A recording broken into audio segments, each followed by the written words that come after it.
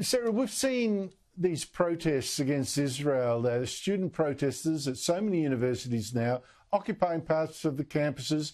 In Melbourne University's case, occupying a building, harassing students, chanting, frankly, genocidal chants, in my opinion, calling for the destruction of Israel, calling in even for intifada, which is like a name for terrorist attacks on Israeli Jews. What should be done? Well, Andrew, great to join you. And firstly, we've seen a shocking failure of leadership from the Prime Minister and the Education Minister. They should have thrown the book at universities which have not stood firm against anti-Semitism. Students should have the strongest action taken against them, both disciplinary action and also police action. The situation at Melbourne Uni and Sydney Uni is absolutely intolerable. Last Wednesday, students were warned that there would be serious consequences if they didn't leave the building. They're unlawfully occupying this building, of course, and yet no action has been taken. So bring in the police, restore law and order and safety to university campuses. And frankly, this is, as I say, a shocking reflection on the Albanese government, which has said very little about this alarming situation at some universities. It's not a free speech issue? It's not a free speech issue. Free speech is absolutely supported at every university, but here they have totally crossed the line.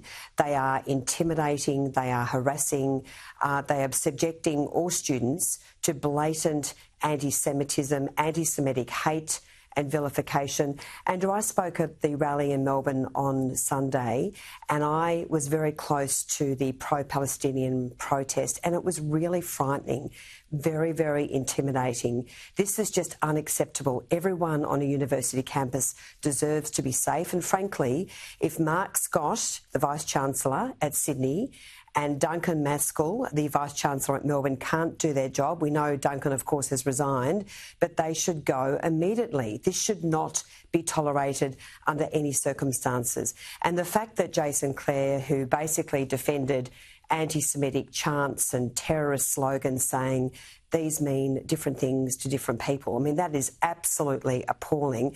I mean, frankly, he is not up to the job. And as I say, it's just absolute chaos. It's bringing our universities into disrepute and law and order needs to be restored immediately.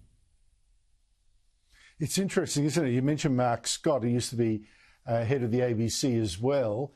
Mark Scott is Vice-Chancellor of a university where students have chanted for intifada, where a group of Muslim men marched through his campus chanting all sorts of slogans and carrying the Shahada flag of Islam. You've had one of his senior lecturers go to the rally 2 days after the October 7 massacre, the rally at Sydney Opera House, saying resistance is justified. That's a comment about that massacre. You've had children being taught how to chant intifada, intifada at the protest camp at his own university. And what's he done? What has this man done? Andrew, it's absolutely disgusting. Mark Scott is rolling out the red carpet to the extremists, the activists, and frankly, the terrorist sympathisers. The senior academic, Nick Riemer, he should have sacked by now. Nick Riemer was also involved in blockading those two women from Tel Aviv University for an hour and a half in a room. That was absolutely shocking. Shocking leadership from Mark Scott, shocking leadership from the Albanese government. And to defend these terrorist chants, Andrew, I mean, it's just appalling. This is blatant anti-Semitism. This is blatant hate speech. This crosses the line. Students chanting intifada, the river to the sea and all the rest of it, intimidating and harassing, they should be expelled. And as I say, if Mark Scott cannot do his job, then he should go. Yeah, but maybe Mark Scott knows the zeitgeist more than you or I, Sarah, because this is a bloke who's made a successful career out of not resisting extremists. You might recall that he did nothing, or said almost nothing, when an extremist called Zaki Mallah actually crashed. It was invited onto the Q&A to grill one Liberal frontbencher. Here he is. I pleaded guilty to threatening to kill ASIO officials. The Liberals now have just justified to many Australian Muslims in the community tonight to leave and go to Syria and join ISIS because of ministers like him.